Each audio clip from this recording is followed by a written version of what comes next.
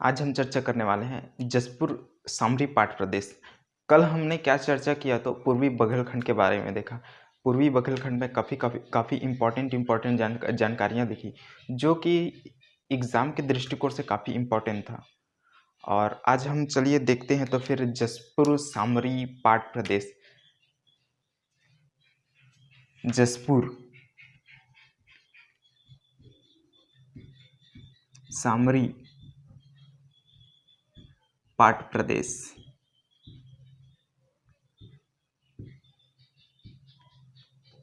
इसे मैंने जो है जसपुर पहले जब स्टार्टिंग में जब इसको बताया तो इसमें मैंने क्या लिखा था, जसपुर पाठ प्रदेश ही लिखा था। इसमें सामरी पाठ नहीं जोड़ा था, सामरी पाठ नहीं जोड़ा था। इसमें कंफ्यूज नहीं होना है, उसे बोलते हैं जसपुर सामरी पाठ प्रदेश ही बोलते हैं। और जसपुर पाठ जो है एग्जैक्ट एक ही स्थान है। अब मैं इसमें जसपुर सामरी पाठ प्रदेश बोल दिया तो ये पूरा क्या है, 4 प्रदेश छत्तीसगढ़ के जो प्राकृतिक विभाजन है उसके 4 भाग में से एक भाग है। तो इसको हम लोग पढ़ते हैं तो सबसे पहले हम लोग एक सरगुजा संभाग बना लेते हैं। सरगुजा संभाग, क्योंकि ये क्या है, जसपुर सामरी पाठ प्रदेश जो हमारे सरगुजा संभाग के अंतर्गत आता है। कहाँ आता है तो सरगुजा संभाग के अंतर्गत। तो हम सबसे पहले क्या कर लेते हैं, एक तो सरगुजा संभाग का मैप बना लेते हैं। ये रहा सरगुजा संभाग का, कुछ इस तरीके से मैप ले सकते हैं। ये हमारा हो गया जसपुर, ये हमारा हो गया सरगुजा, ये हो गया बलरामपुर, ये हो गया सूरजपुर, और ये कोरिया। ये कौन सा है हमारा, ये है सरगुजा संभाग, सरगुजा संभाग जिसमें हम लोग चर्चा करने वाले हैं। हम लोग इसमें चर्चा करने वाले हैं, ये इतने का चर्चा करने वाले हैं जो कि बलरामपुर का कुछ हिस्सा और सरगुजा का कुछ हिस्सा और जसपुर जिला का चर्चा करने वाले हैं, जो इस सामरी पाठ प्रदेश के अंतर्गत आता है, सामरी पाठ प्रदेश के अंतर्गत। तो सबसे पहले क्वेश्चन यही उठता है कि जसपुर सामरी पाठ प्रदेश कहाँ है। तो सबसे पहले जसपुर सामरी पाठ प्रदेश जो है देखा जाए तो वो है हमारा वो है सरगुजा संभाग के अंतर्गत। अगर इसका हम लोग क्षेत्रफल पूछें, जसपुर सामरी पाठ प्रदेश का क्षेत्रफल पूछें, अगर इसका क्षेत्रफल पूछें तो है 21,863 जो है वो तो पूर्वी बघेलखंड का पठार का क्षेत्रफल है। इसका क्षेत्रफल है 6208 वर्ग किलोमीटर। किसका, इस जसपुर सामरी पाठ प्रदेश का क्षेत्रफल कितना है, 6208 वर्ग किलोमीटर या 6208 वर्ग किलोमीटर। क्लियर है। तो यहाँ देख लेते हैं, इतना क्षेत्रफल है तो ये जो है छत्तीसगढ़ का कितना परसेंट है, यानी 6208 वर्ग किलोमीटर छत्तीसगढ़ का कितना परसेंट है, तो वो है हमारा 4.59% है। यानी जसपुर सामरी पाठ प्रदेश का क्षेत्रफल छत्तीसगढ़ का कितना परसेंट है, 4.59%। याद रखना, काफी इंपॉर्टेंट है। और ये देख लेते हैं, इसमें अगर इस हिसाब से देखा जाए तो ये चारों प्रदेशों में, यानी छत्तीसगढ़ का प्राकृतिक रूप से विभाजन 4 भागों में किया गया है। एक तो पूर्वी बघेलखंड का पठार, और दूसरा जो है जसपुर सामरी पाठ प्रदेश, तीसरा महानदी बेसिन या महानदी मैदान, और चौथा जो है दंडकारण्य पठार। उनमें से ये सबसे छोटा पाठ प्रदेश है। ठीक, जैसे बता देता हूं मैं इसमें, ये हमारा पूर्वी बघेलखंड का पठार, पूर्वी बघेलखंड का पठार, इसका क्षेत्रफल कितना है तो 21,863 वर्ग किलोमीटर। किसका, पूर्वी बघेलखंड का पठार के इतना है। और जसपुर सामरी पाठ प्रदेश का ये मैं लिख दिया हूं यहाँ पर, और बताता हूं इसमें। और किसका, ये महानदी बेसिन का लिख लेते हैं। महानदी बेसिन का कितना है तो ये है इसका 68,064 वर्ग किलोमीटर। और देख लेते हैं इसमें, और हम लोग लिखते हैं दंडकारण्य का पठार। अगर दंडकारण्य का पठार देखते हैं तो वो है हमारा, वो है 39,060 वर्ग किलोमीटर। इस आधार से देखा जाए तो ये क्या है, सबसे छोटा, यानी 6208 6208 वर्ग किलोमीटर जो है इसका वर्ग क्षेत्रफल, इसका विस्तार है। इस आधार से ये क्या है, सबसे छोटा पाट प्रदेश हुआ इन चारों में, यानी पूर्वी बघेलखंड का पठार और महानदी बेसिन यानी महानदी मैदान और दंडकारण्य पठार में ये सबसे छोटा हुआ। ठीक है, इसका विस्तार कहाँ कहाँ है वो देख लेते हैं। विस्तार, विस्तार, इसका विस्तार कहाँ, एक तो जसपुर, सॉरी ये जसपुर जिला के अंतर्गत, जसपुर जिला है यहाँ पर, जसपुर सामरी पाट प्रदेश के अंतर्गत क्या आ जाता है, जसपुर जिला आ जाता है। क्या आ जाता है, जसपुर जिला आ जाता है, एक हो गया।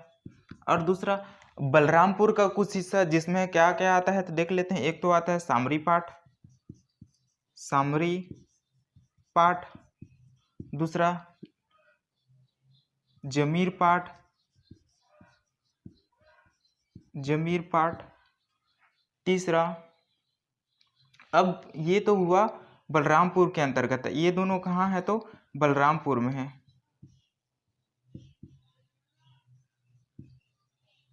बलरामपुर में कौन, सामरी पाट और जमीर पाट। ठीक, आगे देख लेते हैं तो इसके अंतर्गत, इस सरगुजा के अंतर्गत आता है मैन पाट,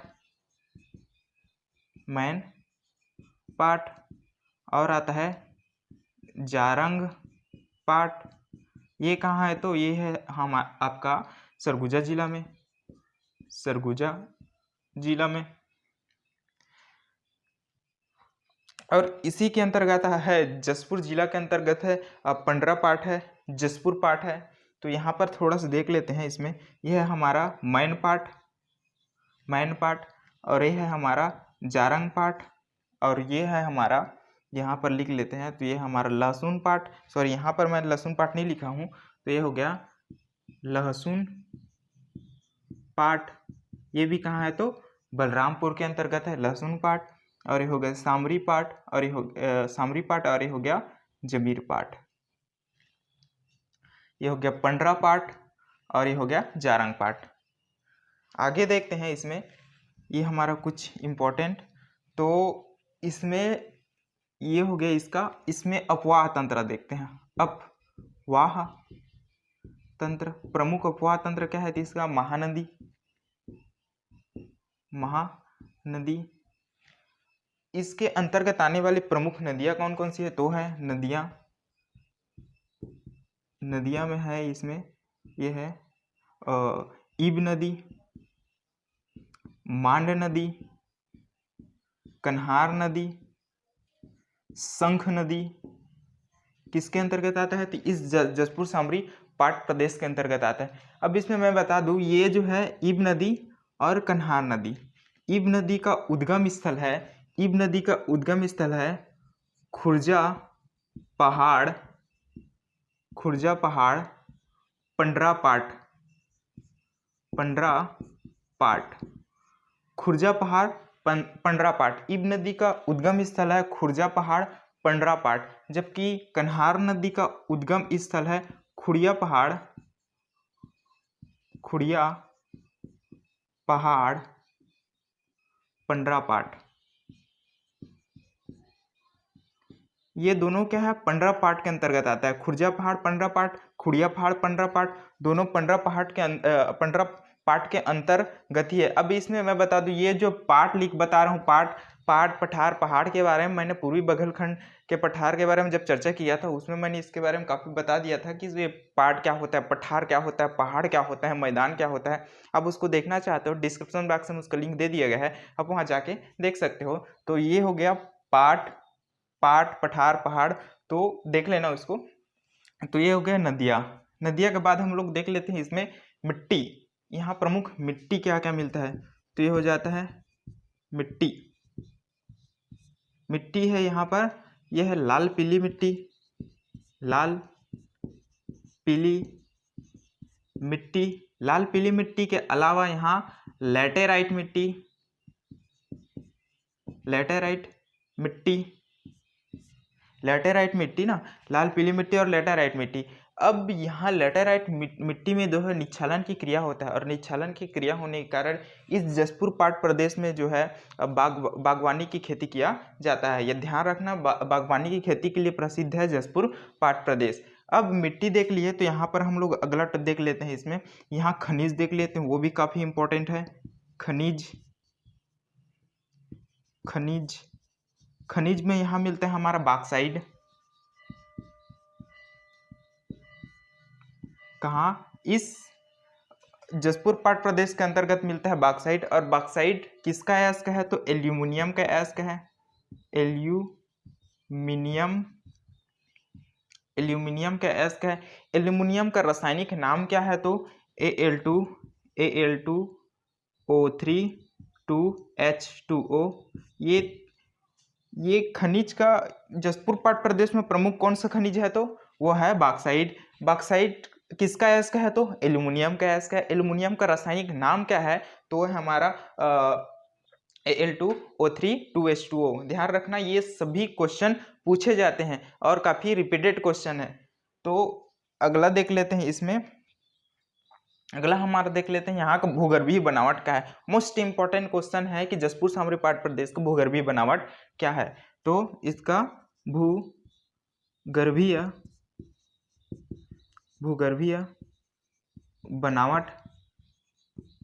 बनावट क्या है? तो है दक्कन ट्रैप से बना है। दक्कन ट्रैप सेल समूह से बना है। दक्कन ट्रैप सेल समूह से बना है। कौन? इस जसपुर पाट प्रदेश में जो है भूगर्भीय बनावट कैसा है? तो दक्कन ट्रैप सेल समूह से बना है। ध्यान रखना। और इसमें यहाँ के औसतन वर्षा की बात करें, औसत वर्षा इस प्रदेश में औसत वर्षा कैसा होता है? तो औसत वर्षा 172 सेंटीमीटर। 172 सेंटीमीटर औसत वर्षा 172 सेंटीमीटर। अब मैं यहाँ बता देता हूँ कि 172 सेंटीमीटर यहाँ औसत वर्षा होता है। तो ये चारों प्रदेशों में मतलब पूर्वी बघेलखंड, जसपुर सामरी पाट प्रदेश, महानदी बेसिन या महानदी मैदान और दंडकारण्य का पठार, इन चारों में जो है सर्वाधिक वर्षा जो है इस जसपुर पाट प्रदेश में होता है। लेकिन ये क्या है? प्रदेश के हिसाब से है। लेकिन अगर पर्टिकुलर स्थान पूछे निम्न में से किस स्थान में सर्वाधिक वर्षा होती है, तो है हमारा इसमें नीचे बस्तर संभाग के अंतर्गत आता है दंडकारण्य या पठार, उसके अंतर्गत होता है अबुझमाड़ की पहाड़ी, वहां जो है सर्वाधिक वर्षा होती है। ध्यान रखना। ये हो गया औसत वर्षा हो गया। अब इसमें देख लेते हैं एक ठो यहाँ पर नेशनल हाईवे क्या है? नेशनल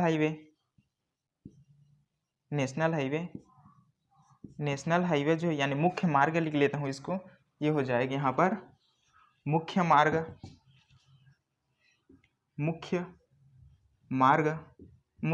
क्या है? तो NH43 जिसे पहले क्या बोला जाता था? NH78। सॉरी, इसको रहने देते हैं। इसमें ये मुख्य मार्ग क्या है? यहाँ पर NH43 कहाँ? इसका ये जो है इसमें से निकलते हैं। यहाँ एक तो है नेशनल हाईवे जो कोरिया, सूरजपुर, सरगुजा से होते हुए कहाँ निकलते हैं? जसपुर पाट प्रदेश होते हुए आगे निकल जाता है। मुख्य मार्ग क्या है? NH43। आगे ध्यान रखना। और इसमें बता देता हूँ एक चीज और कि यहाँ जो है इस जसपुर सामरी पाट प्रदेश के अंतर्गत जो है जसपुर सामरी पाट प्रदेश छत्तीसगढ़ के किस भाग का हिस्सा है? यानी जसपुर सामरी पाट प्रदेश किस भाग का हिस्सा है?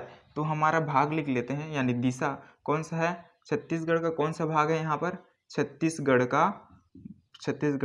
का भाग लिख लेते हैं। कौन सा भाग है? तो हमारा है, देख लेते हैं यहाँ पर, ये हो गया उत्तर, ये हो गया पूर्व। तो कौन सा भाग है? उत्तर पूर्व का भाग है। उत्तर पूर्व का भाग है कौन? ये हमारा जसपुर सामरी पाट प्रदेश। यहाँ ध्यान रखना कौन सा भाग है छत्तीसगढ़ का? तो उत्तर पूर्व का भाग है कौन? जसपुर सामरी पाट प्रदेश। अब इसमें जो है इसमें नदियां हैं तो नदियों का बहाव होगा। अब नदियों का बहाव है तो देख लेते हैं, इसका ढाल पता चल जाता है कि धरातलीय ढाल किस ओर है। तो धरातलीय ढाल इससे पता चलता है, धरातलीय ढाल, धरातलीय ढाल कहाँ है, तो यह है हमारा है दक्षिण पूर्व की ओर, दक्षिण पूर्व की ओर है। किसका? इस जसपुर सामरी पाट प्रदेश का धरातलीय ढाल जो है किस ओर है, तो वो है हमारा दक्षिण पूर्व की ओर। अब यहाँ एक तो लास्ट एक चीज देख लेते हैं, जनजाति। जनजाति यहाँ जो है पहाड़ी कोरवा, यानी कोरवा लिख लेता हूँ इसमें, कोरवा और एक है बिरहोर। इसके अंतर्गत जो है, इस जसपुर पाट प्रदेश के अंतर्गत 2 पिछड़ी जनजाति, 5 पिछड़ी जनजातियों में से 2 पिछड़ी जनजाति कौन कौन से है? एक तो कोरवा है और दूसरा विरहोर है। काफी इंपॉर्टेंट है, हम इसमें 5 पिछड़ी जनजाति पढ़ेंगे, जो कि एग्जाम में पूछे जाने वाले इंपॉर्टेंट क्वेश्चन है कि यहाँ 5 पिछड़ी जनजाति कौन कौन सी हिस्से में पाए जाते हैं। दो पिछड़ी जनजाति जो है इस जसपुर पाट प्रदेश के अंतर्गत पाए जाते हैं। जसपुर पाट प्रदेश इसमें जसपुर जिला अंतर्गत, सरगुजा जिला के अंतर्गत और बलरामपुर। ध्यान रखना, काफी इंपॉर्टेंट क्वेश्चन है कि यहाँ प्रमुख जनजाति क्या है, तो पहाड़ी कोरवा और बिरहोर है। अब हम लोग महानदी बेसिन के अंतर्गत पढ़ेंगे, बिंझवार पढ़ेंगे, बिंझवार पढ़ेंगे, तो ध्यान रखना यहाँ पर ये है बिरहोर है। और देख लेते हैं इसमें, ये तो हो गया। अब इसमें हम लोग इसको उठाते चलते हैं कि सामरी पाट प्रदेश, मैन पाट, जारंग पाट, तो इस पर चर्चा करते हैं थोड़ा सा।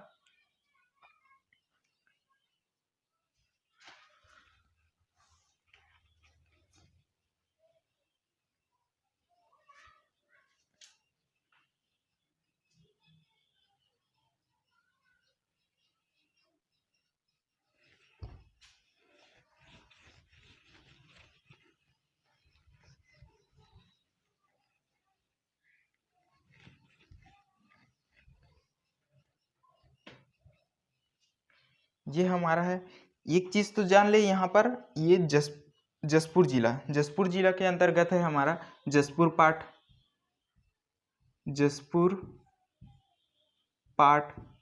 अब ये जसपुर पाट जो है सभी पाटों में से सबसे बड़ा पाट है। इसका विस्तार जो है 4300 वर्ग किलोमीटर तक है। सबसे बड़ा पार्ट क्या है? जसपुर पार्ट है। इसका विस्तार जो है 4300 वर्ग किलोमीटर। ध्यान रखना, या फिर ऐसे ही ध्यान रखना, सबसे बड़ा पार्ट कौन सा है, तो जसपुर पार्ट है। सबसे बड़ा पार्ट जसपुर पार्ट, लेकिन पार्ट प्रदेशों में क्या है, ये जसपुर सामरी पार्ट जो है सबसे छोटा है, लेकिन यहाँ पर एग्जैक्ट हम लोग जसपुर पार्ट ही पूछे तो वो क्या है, सभी पार्टों में सबसे बड़ा पार्ट है। ये हो गया। और यहाँ पर लिख लेते हैं सामरी, और ये कहाँ है, तो जसपुर जिला के अंतर्गत है। जसपुर जिला के अंतर्गत है जसपुर पाट। यही क्या है, पंडरा पाट है। पंडरा पाट है, कहाँ है ये भी, ये हमारा जसपुर जिला के अंतर्गत, जसपुर जिला के अंतर्गत। और देख लेते हैं इसमें एक चीज तो यहाँ पर जान लिए कि सामरी पाट, जमीर पाट, लहसुन पाट कहाँ है, तो ये हमारा बलरामपुर जिला में है। तो हम लोग इसमें सामरी पाट उठाते हैं।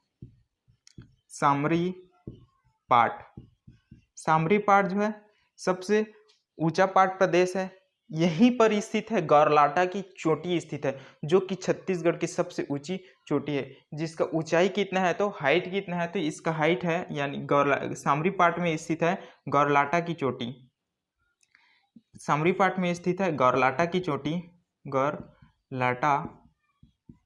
गौरलाटा की चोटी। तो यहाँ पर देख लेते हैं गौरलाटा की चोटी, इसका ऊंचाई क्या है, तो ऊंचाई है इसका 1225 मीटर।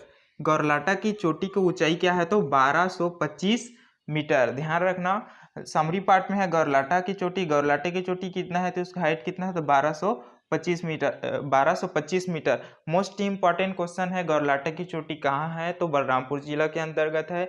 और इसकी हाइट क्या है, तो 1225 मीटर है, यानी 1225 मीटर है। और यहीं पर एक जमीर पाट है, जमीर पाठ है, जमीर पाठ। अब ये जमीर पाठ जो है कहाँ है, तो ये हमारा बलरामपुर जिला के अंतर्गत, यहीं पर बता दिया हूँ पहले से ही। अब जमीर पाठ इसे बॉक्साइट का मैदान भी कहते हैं, बॉक्साइट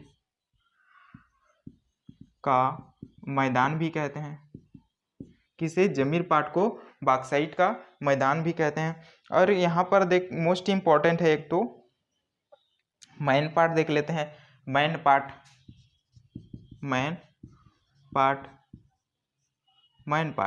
ये मैन पार्ट जो है, मैन पार्ट इसे छत्तीसगढ़ का शिमला कहते हैं। इस मैन पार्ट को छत्तीसगढ़ का शिमला कहते हैं, मैन पार्ट को छत्तीसगढ़ का शिमला कहते हैं, क्योंकि यहाँ ठंडी के मौसम यानी दिसंबर माह में सर्वाधिक ठंडी पड़ती है मैन पार्ट के अंतर्गत, ठीक, सरगुजा जिला मैन पार्ट के अंतर्गत। अब छत्तीसगढ़ का शिमला कहते हैं, हो गया ये। और दूसरा हो गया, दूसरा लिख लेते हैं यहाँ पर कि इसका हाइट कितना है, ऊंचाई कितना है, तो 1152 मीटर, 1152 मीटर है। मैन पार्ट की ऊंचाई कितना है, तो 1152 मीटर है, ध्यान रखना 1152 मीटर है। यहाँ मांड नदी का उद्गम स्थल है, किसका उद्गम स्थल है, मांड नदी का उद्गम स्थल है। मैन पाट जो है मांड नदी का उद्गम स्थल है, और साथ ही साथ मांड नदी में स्थित है सरबंजा जलप्रपात। और मैन पाट को छोटा तिब्बत के नाम से जाना जाता है, छोटा तिब्बत, मैन पाट को छोटा तिब्बत के नाम से जाना जाता है, क्योंकि यहाँ तिब्बतियों को शरण दिया गया है। कब से, तो 1962 से यहाँ तिब्बतियों को शरण दिया गया है मैन पाट में, ध्यान रखना। अब यहाँ मैन पाट में 1962 से तिब्बतियों को शरण दिया गया है, क्योंकि तिब्बत में चीनियों ने कब्जा कर लिया था 1962 में, जिसके कारण भारत सरकार द्वारा मैन पाट में तिब्बतियों को शरण दिया गया। क्योंकि मैन पाट जो है तिब्बत के अनुकूल जलवायु यहाँ मिलती थी, अब वैसे वातावरण कहाँ था, मैन पाट था, तिब्बत के अनुरूप वातावरण मैन पाट था, जिसके कारण तिब्बतियों को मैन पाट में शरण दिया गया। कब से, तो 1962 से, 1962 से। तो ध्यान रखना, ये सभी जानकारी जो है एग्जाम के दृष्टिकोण से काफ़ी इम्पोर्टेंट है और काफ़ी रिपीटेड क्वेश्चन है, और बार बार ये क्वेश्चन पूछे जाते हैं, तो ध्यान रखना, काफ़ी इम्पोर्टेंट है और अच्छी तरीके से पढ़ना है इसको। तो ठीक है, तो धन्यवाद।